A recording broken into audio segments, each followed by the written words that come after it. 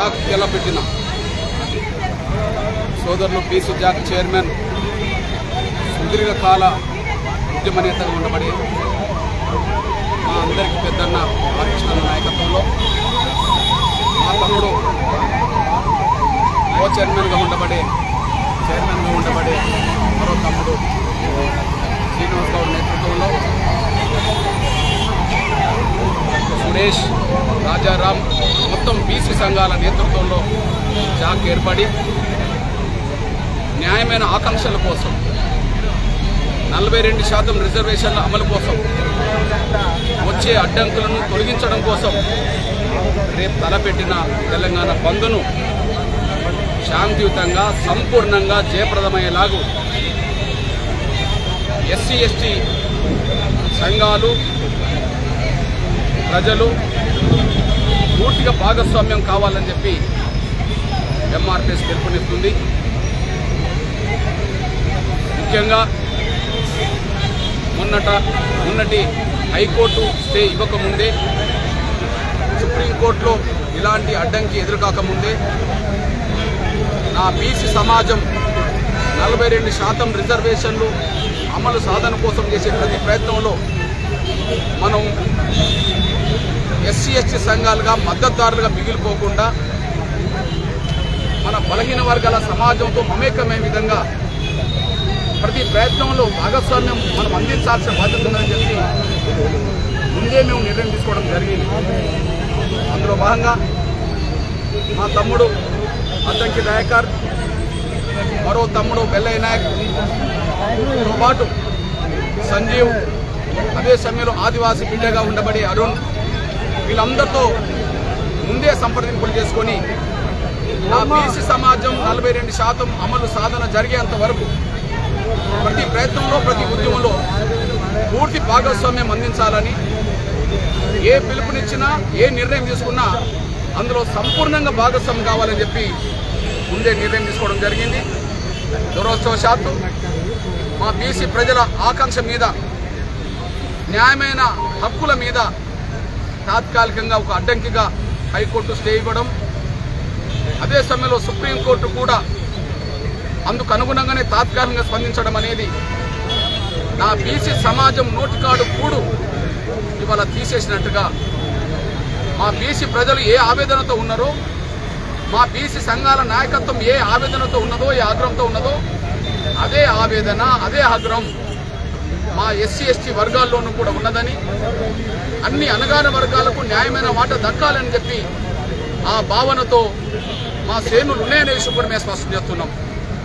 ఈ నేపథ్యంలో రేపటి బంద్లో సంపూర్ణ భాగస్వామ్యం అందించాలని హైదరాబాద్ మొదలుకొని తెలంగాణలో ఉండబడే అన్ని జిల్లా కేంద్రాల్లో, అన్ని మండల కేంద్రాల్లో, ప్రధాన గ్రామాల్లో, అన్ని గ్రామాల్లో కూడా ఈ బంద్ను జయప్రదం చేసే విషయంలో నా బీసీ సంఘాలు నేతలు ప్రజలతో మమేకమై శాంతియుతంగా సంపూర్ణంగా జయప్రదమయ్యేలాగూ ముందుకు రావాలని, కృషి చేయాలని, భాగస్వామ్యం అందించాలని చెప్పి నేను విజ్ఞప్తి చేస్తున్నా. అదే సమయంలో ఇక్కడ నా మైనార్టీ సోదరులు కూడా ఇందులో భాగమేనని చెప్పి భావిస్తున్నాం.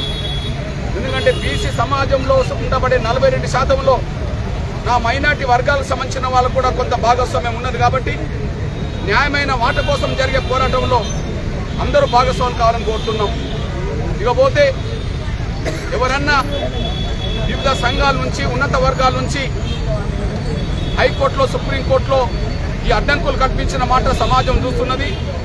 ఇది ఎస్సీ ఎస్టీ బీసీలు ఉన్నత వర్గాల మధ్యలో ఇది ఒక ఘర్షణ వాతావరణం రాకుండా ఎస్సీ ఎస్టీ బీసీలు ఒక తాటి మీద ఉంటాయి. ఎందుకంటే ఎస్సీ ఎస్టీలు జనాభా దామాష ప్రకారం రిజర్వేషన్ పొందుతున్నారు. నా బీసీ సమాజానికి కూడా అదే స్థాయిలో అందాలని చెప్పి మనస్ఫూర్తిగా మేము కోరుకుంటాం. అదే సమయంలో అగ్రకులాల్లో పేదలకు కూడా రిజర్వేషన్లు కావాలని అగ్రకులాల్లో ఉండబడే వివిధ సంఘాలు ఈడబ్ల్యూఎస్ రిజర్వేషన్ల కోసం మాట్లాడినప్పుడు, మా సహకారం కోరినప్పుడు మా ఎస్సీ సంఘాలు, ఎస్సీ సంఘాలు, బలహీన వర్గాల సంఘాలు కూడా ఎవరికి అడ్డంకులు కల్పించలేదు.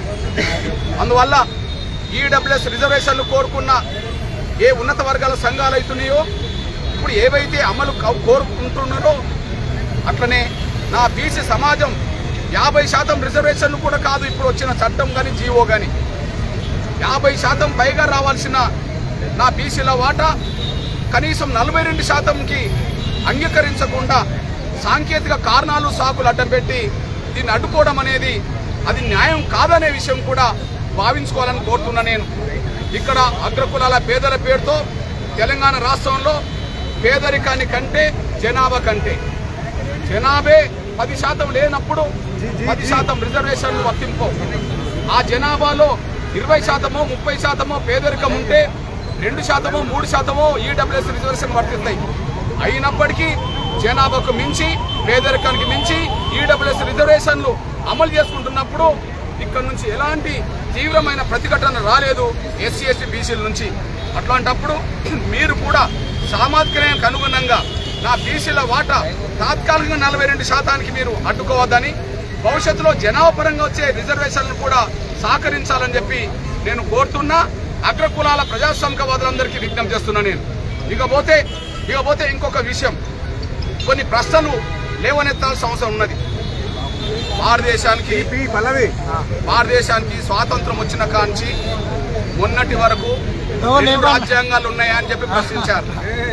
భారతదేశానికి ఒక రాజ్యాంగం అయితే జమ్మూ కాశ్మీర్కు మరో రాజ్యాంగం అని చెప్పి ఆర్టికల్ 370 ఉండడం వల్ల దేశానికి రాజ్యాంగం, జమ్మూ కాశ్మీర్కు రాజ్యాంగం ఎందుకు ఉండాలి?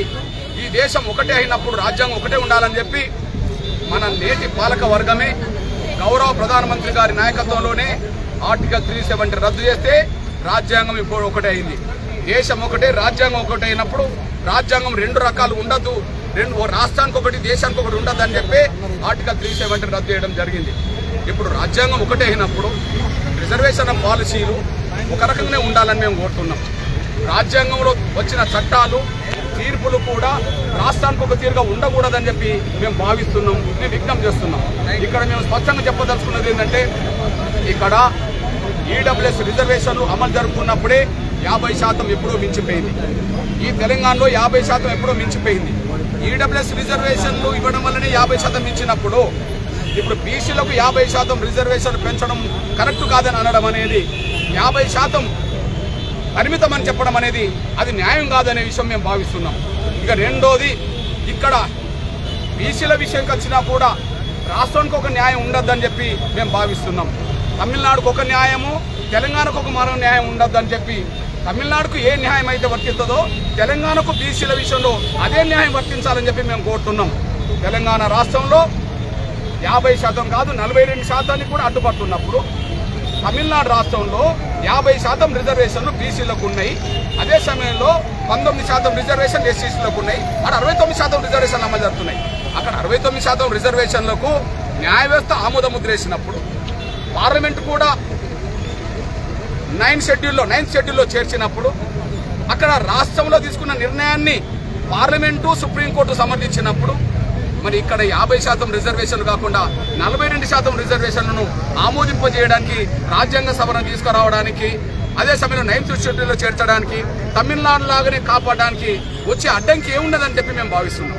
కాబట్టి రాజ్యాంగం ఒకటే అయినప్పుడు, రిజర్వేషన్ పాలసీలు ఒకటే అయినప్పుడు తమిళనాడుకు ఒక న్యాయం, తెలంగాణకు ఒక న్యాయం ఉండద్దని, తమిళనాడుకు ఏ న్యాయం వర్తిస్తుందో తెలంగాణకు అదే న్యాయం వర్తించాలని, ఈ దేశంలో 50% రిజర్వేషన్లు కోరుకునే 50% జనాభా గల నా బీసీలకు అన్ని రాష్ట్రాల్లో 50% రిజర్వేషన్లు పొందే హక్కున్నదనే విషయాన్ని పాలకులు గుర్తించాలి, న్యాయవేత్త గుర్తించాలని చెప్పి మేము విజ్ఞప్తి చేస్తూ, ఏది ఏమైనా నా బీసీల న్యాయమైన ఆకాంక్ష నెరవేరేంత వరకు, 42% తాత్కాలికంగా దాన్ని అమలు చేసేంత వరకు, అంతిమంగా జనాభా పరంగా రిజర్వేషన్ సాధించేంత వరకు నా బీసీ సంఘాలు చేసే, నా బీసీ మేధావులు చేసే, ప్రజలు చేసే ప్రతి కార్యక్రమంలోనూ, ప్రతి ఉద్యమంలోనూ మా శక్తులన్నీ, ఎస్సీ ఎస్టీ శక్తులన్నీ పూర్తి భాగస్వామ్యం అవుతాయనే విషయం కూడా మేము స్పష్టం చేస్తూ, రేపటి బంద్ను సంపూర్ణంగా శాంతియుతంగా జయప్రదం చేసే విషయంలో నా బీసీ సంఘాలతో, ప్రజలతో మమేకమై కష్టపడాలని చెప్పి నేను విజ్ఞప్తి చేస్తున్నా, పిలుపునిస్తున్నా.